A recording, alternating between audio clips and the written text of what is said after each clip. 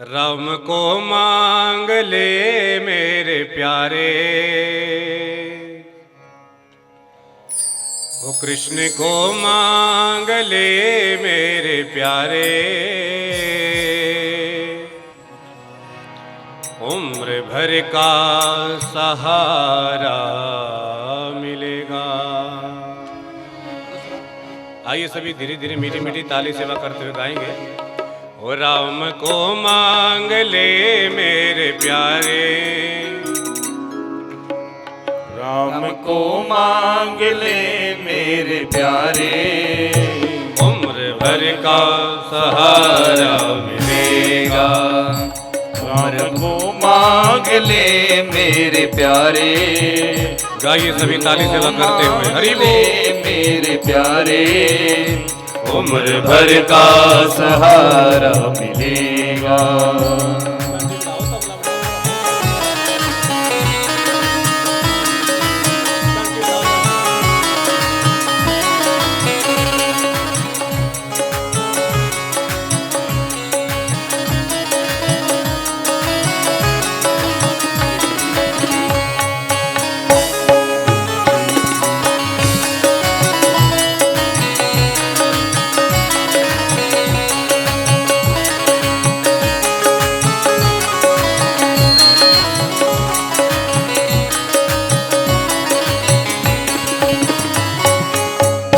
सिर्फ इनकी शरण में ही सबको, सिर्फ इनकी शरण में ही सबको, सिर्फ इनकी शरण में ही सबको, सिर्फ इनकी शरण में ही सबको जिंदगी भर गुजारा मिलेगा मिलेगा, जिंदगी भर गुजारा। ताली सेवा करके सभी गाएंगे, पीछे वाले भी हरि बोल। मांग ले मेरे प्यारे, कृष्ण को मांग ले मेरे प्यारे। उम्र भर का सहारा मिलेगा मिलेगा, उम्र भर का सहारा मिलेगा।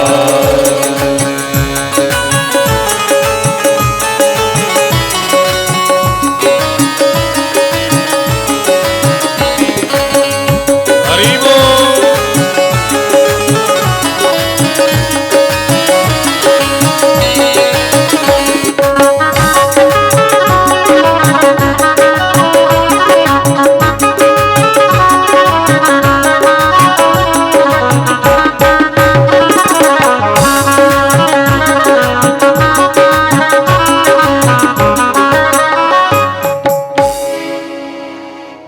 कितना दो हाथ से ले सकेगा, देने वाले की है लाख बाहें।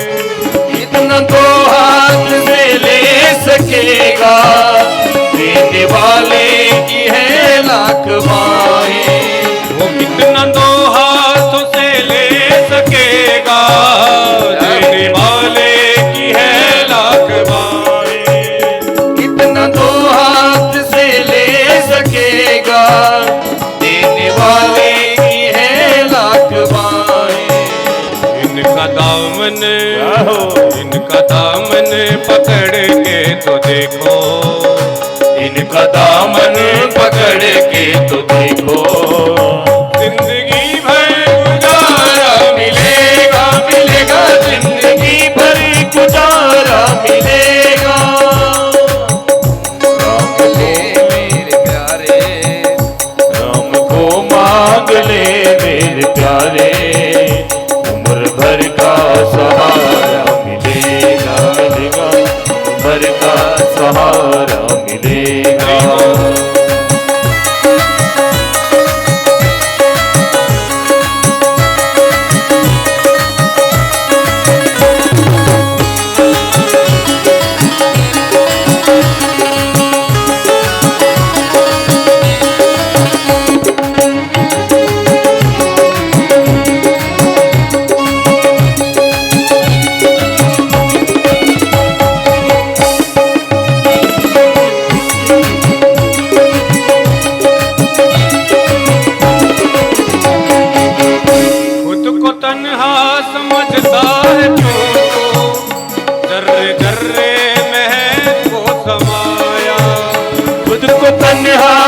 समझता है क्यों तू, जर्रे जर्रे में है वो समाया। खुद को तन्हा समझता है क्यों तू, जर्रे जर्रे में है वो समाया।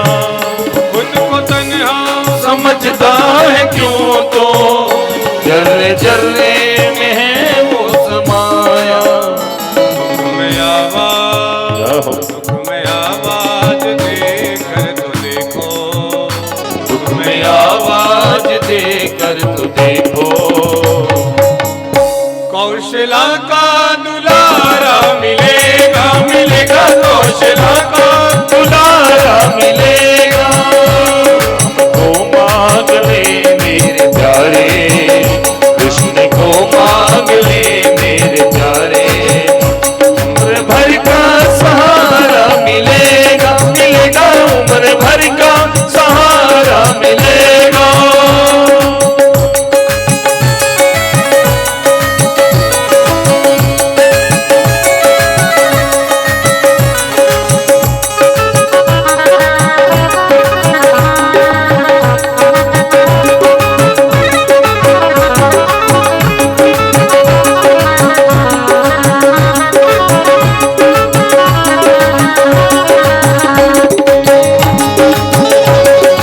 एक बार सभी दोनों हाथ उठा करके पूरी वृंदावन बिहारी लाल की जय हो।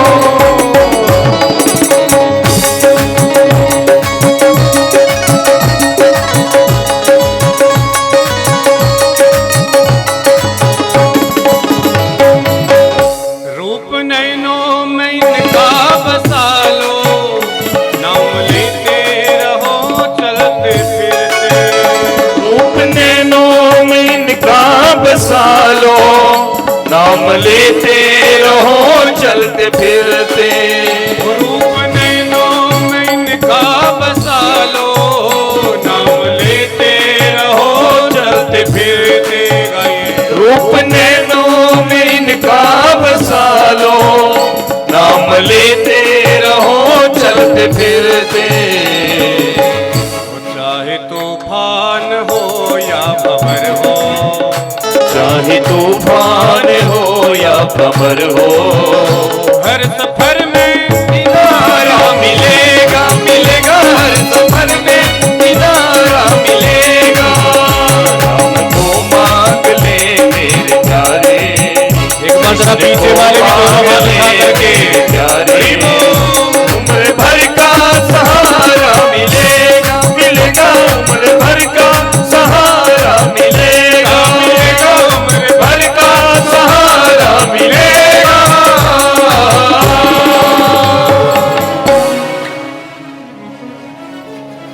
बोली बराह भगवान की। जय हो। तो भगवान बराह के रूप में सृष्टि में सबसे पहले प्रकट हुए और धरती को यथास्थान रख करके और हिरण्याक्ष का वध करके भगवान अंतर ध्यान होकर के अपने स्थान को चले गए। तो हिरण्याक्ष की मृत्यु का समाचार जब हिरण्यकश्यप ने सुना तो उसी दिन से भगवान विष्णु का कट्टर शत्रु बन गया कि मैं इस छलिया विष्णु को नहीं छोड़ूंगा। भगवान से बहुत बैर किया। अब हिरण्यकश्यप को तो अब बाद में भगवान मारेंगे, कौन सा रूप लेंगे ये तो भगवान ही जाने। परंतु भागवत के अंतर्गत यहां पर पहले सुखदेव जी ने राजा परीक्षित को कहा, राजन मनु शतरूपा के 3 कन्याएं और 2 बेटा हुए। तो पहले 3 कन्याओं का स्पर्श करते हुए वर्णन किया। तो बोले मनस्तु शतरूपाया तिस्र कन्याश्च जज्जिरे आकुतिर्देव होतिश प्रसूतिरिति विश्रुतः।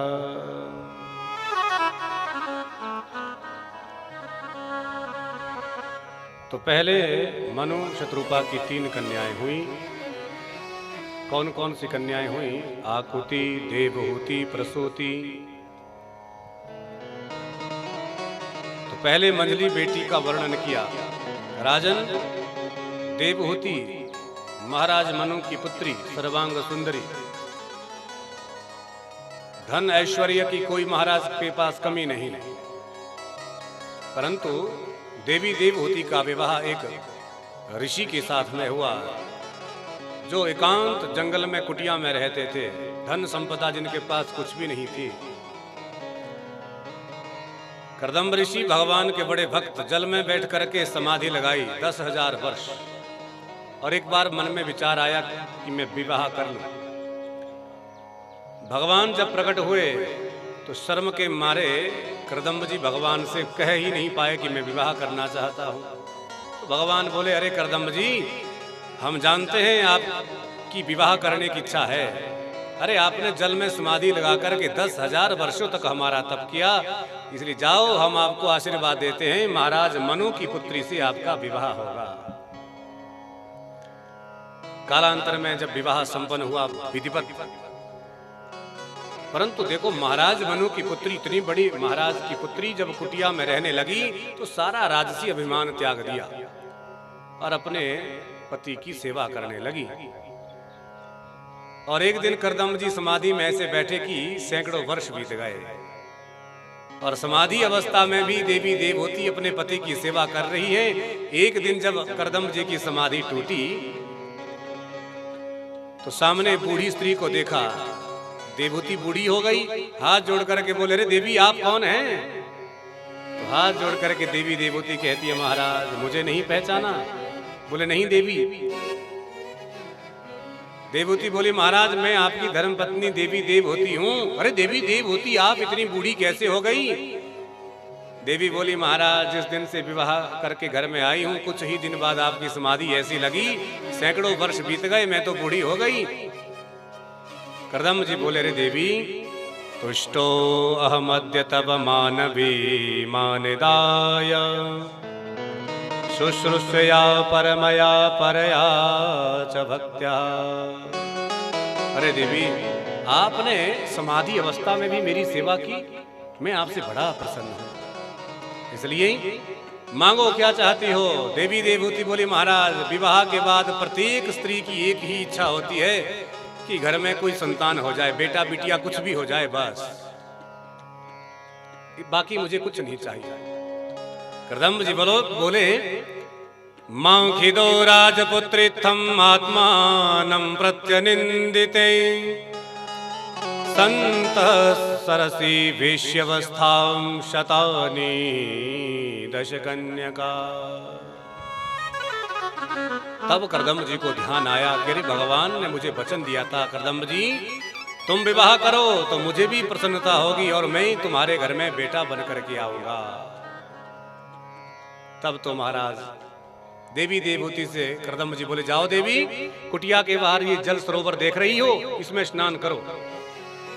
देवी देवहूति जैसे ही तालाब में उतरी तो 1000 कन्याएं उसमें से प्रकट हो गई, और देवी देवहूति की शरीर को ऐसा उबटन लगाया, ऐसा दिव्य देह चमकाया कि मानो आज ही इनका विवाह हुआ हो, और बिल्कुल 16 वर्ष की कन्या के समान उनका देह हो गया। कर्दम जी ने भी जल में स्नान किया, स्वयं 18 वर्ष के युवक के बराबर हो गए, और सबसे पहले कर्दम जी ने एक कामुक विमान बनाया, दिव्य पुष्पक विमान। उसमें बैठ करके संपूर्ण विश्व की परिक्रमा की, भ्रमण किया, और कालांतर में कर्दम जी के घर में 9 बेटियों ने जन्म लिया। अब कर्दम जी विचार करने लगे, हे भगवान, हमने तो केवल एक बेटे के चक्कर में विवाह किया था, यहाँ तो कन्याओं की लंबी एक पंक्ति तैयार हो गई, इसलिए अब हम घर में नहीं रहेंगे, अब तो हम एकांत में बैठ करके भजन करेंगे। कर्दम जी जब जाने लगे तो देवहूति ने पैर पकड़ लिए, महाराज कहाँ जा रहे हो? बोले, देवी हम घर में नहीं रहेंगे, ये सब मोह माया है, क्योंकि गृहस्थ तो बंधन का कारण है। कर्म बंधन में मनुष्य बंध जाता है, फंस जाता है, ना चाहते हुए भी मकड़ी के जाले की तरह उससे निकलना चाहे तब भी नहीं निकल पाता है, इसलिए अब हम घर में नहीं रहेंगे, हम तो चले। तो देवी देवहूति बोली, महाराज ये सब कन्याएं हैं, जब इनका विवाह होगा ये तो सब पति के घर में चली जाएंगी, और मैं घर में अकेली किसके सहारे रहूंगी? बुढ़ापे में मेरा अवलंब क्या होगा?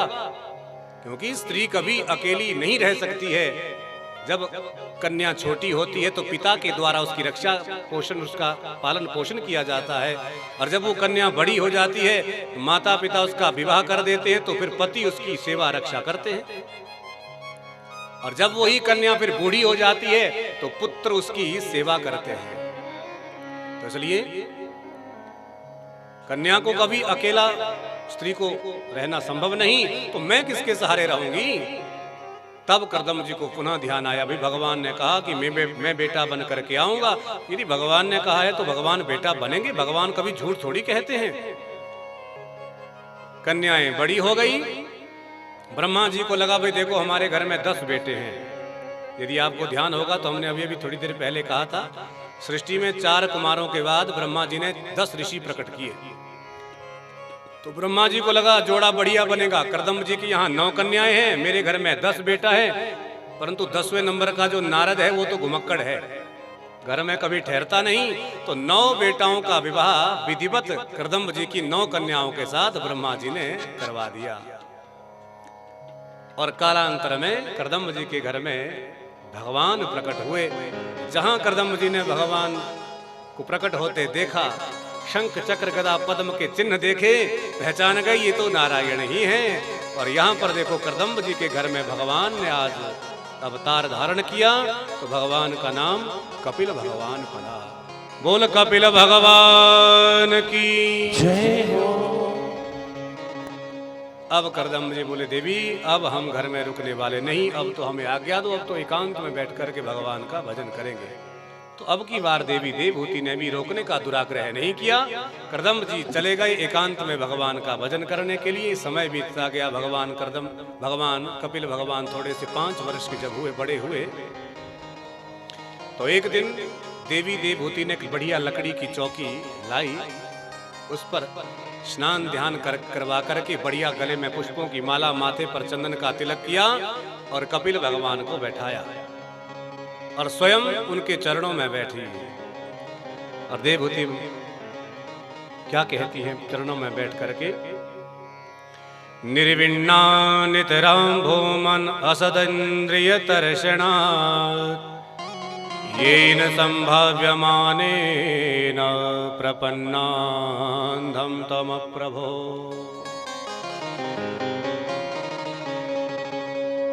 तं त्वागताहं शरणं शरण्यं, तं त्वागताहं शरणं शरण्यं, तं त्वागताहं शरणं शरण्यं, तं त्वागताहं शरणं शरण्यं। स्वभृत्य संसारतरो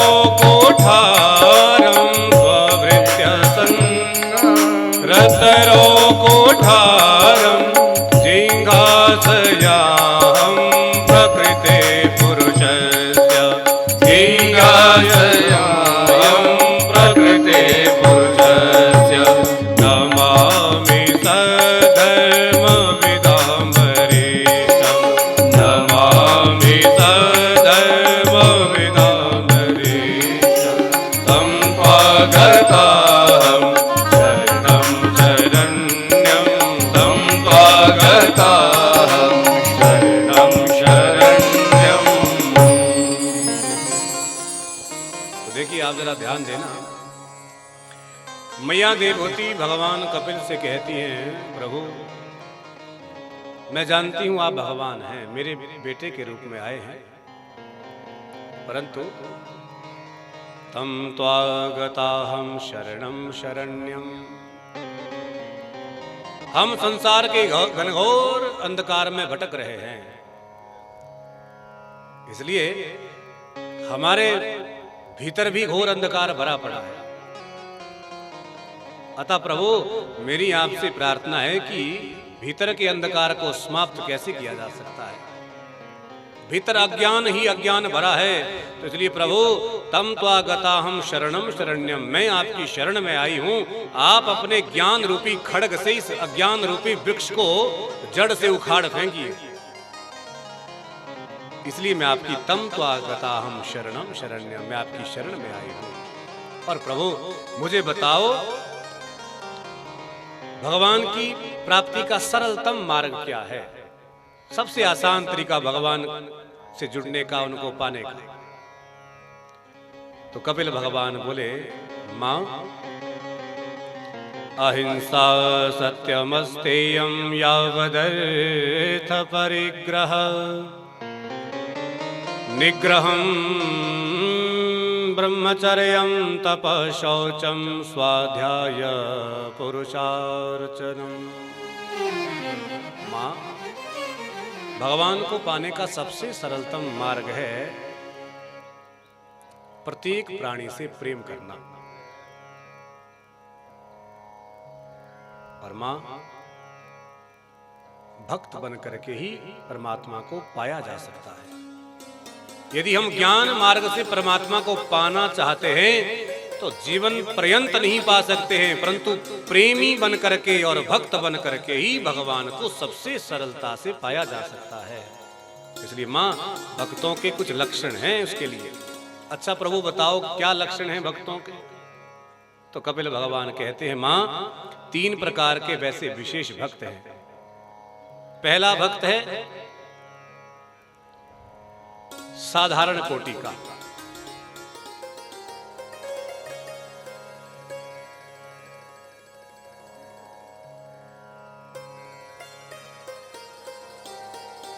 बोल वृंदावन बिहारी लाल की जय हो।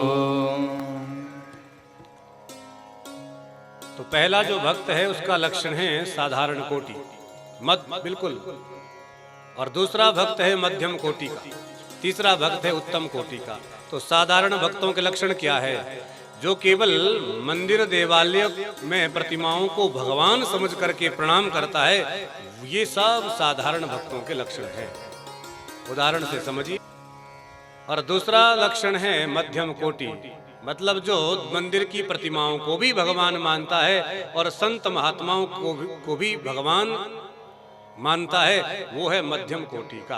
भाई संत महात्मा भी भगवान का ही रूप होते हैं। परंतु मां, तीसरा जो उत्तम कोटि का भक्त है ना, वो मंदिर की प्रतिमाओं को भी भगवान मानता है, संत ब्राह्मणों को भी भगवान मानता है, परंतु संत महात्माओं के साथ साथ में संपूर्ण चराचर जीव जगत को भगवान ही मानता है। वास्तव में वो उत्तम कोटि का भक्त है। क्यों? क्योंकि सर्वम खलु इदम ब्रह्म, संसार के कण कण में भगवान है। और ऐसे देखो लोग बहुत होते हैं, हम जैसे लोग मंदिरों में जाकर के तो खूब माथा टेकते हैं, उनको प्रणाम करते भी भगवान हैं, परंतु समाज में उनका ऐसा विचित्र व्यवहार होता है, किसी से उनकी ठीक से बनती भी नहीं है। तो कहने का मतलब क्या है? भाई जो मंदिर में देखो, यहाँ पर प्राण प्रतिष्ठा आजकल चल रही है। उदाहरण से मैं समझाऊं थोड़ा सा। तो पहले तो देखिए जो मूर्ति की प्रतिष्ठा हो रही है, पहले तो किसी कारीगर ने मूर्ति बनवाई। जब बनाई तो हम आप लोग यहाँ से गए, मूर्ति लगी, भाई देखो हमने प्रतिष्ठा करनी है, प्राण प्रतिष्ठा नरसिंह भगवान की। तो भगवान की प्रतिमा को वहां से खरीद करके ले आए। तो जब खरीद करके लाए तो फिर यज्ञ का जब समारंभ हुआ तो ब्राह्मणों के द्वारा ही प्रतिमा की प्राण प्रतिष्ठा मंत्रों द्वारा की जा रही है। तो जब 2 दिन बाद ये प्रतिमा अपने स्थान पर खड़ी हो जाएगी तो तब हम इसको भगवान मानेंगे। जब पूरे मंत्रोच्चारण के साथ विधि विधान से प्रतिष्ठित मूर्ति होगी तब हम भगवान मानेंगे। भाई देखो अब तो ये भगवान नरसिंह हैं। और वास्तव में बात भी सही है, परंतु अब इन प्रतिमाओं को तो हम भगवान माने, और जिन प्रतिमाओं को भगवान ने अपने हाथों से बनाया, भगवान ने ही अपने हाथों से प्राण प्रतिष्ठा की। मानो जैसे हम आप लोग बैठे हैं, भगवान ने ही तो मूर्तियां हम सब भी बनाई हैं। तो मंदिर की प्रतिमाओं को तो हम आप लोगों ने बनाया, खरीदा, फिर प्राण प्रतिष्ठा की, परंतु जो जीव भगवान ने अपने हाथों से बनाए, उनके भीतर प्राण प्रतिष्ठा की, उन जीवों से हम बैर भाव रखें तो ऐसा भक्त बिल्कुल वैसा है जैसे बुझी हुई अग्नि में हवन करने वाला, जो केवल मंदिर की मूर्तियों में भगवान को देखता है और आम जनमानस से बैर भाव रखता है। तो इसलिए उसकी भक्ति बिल्कुल बेकार है। तो इसलिए माता जी, जो संपूर्ण जगत में भगवान को देखता है वही वास्तव में उत्तम श्रेणी का भक्त है। इसलिए कहते हैं ना, सिया राम माया सब जग जानी, सिया राम माया सब जग जानी, सिया राम माया सब जग जानी, सिया राम माया सब जग जानी।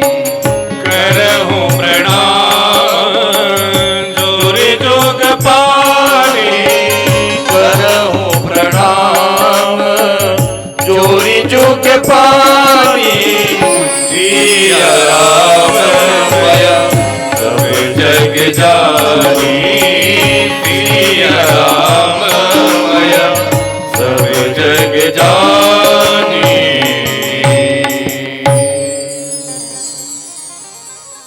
इसलिए मंदिर में जो प्रस्थापित प्रतिमाएं हैं उनको भी भगवान मानो, परंतु जिन मूर्तियों को भगवान ने स्वयं अपने हाथों से बनाया है, अपने द्वारा प्राण प्रतिष्ठा करके समाज में संसार में भेजा है, उनको भी भगवान समझ करके उनसे प्रेम करो। सिया राम मय सब जग जानी, करहु प्रणाम जोरी जुग पानी। सिया राम मय।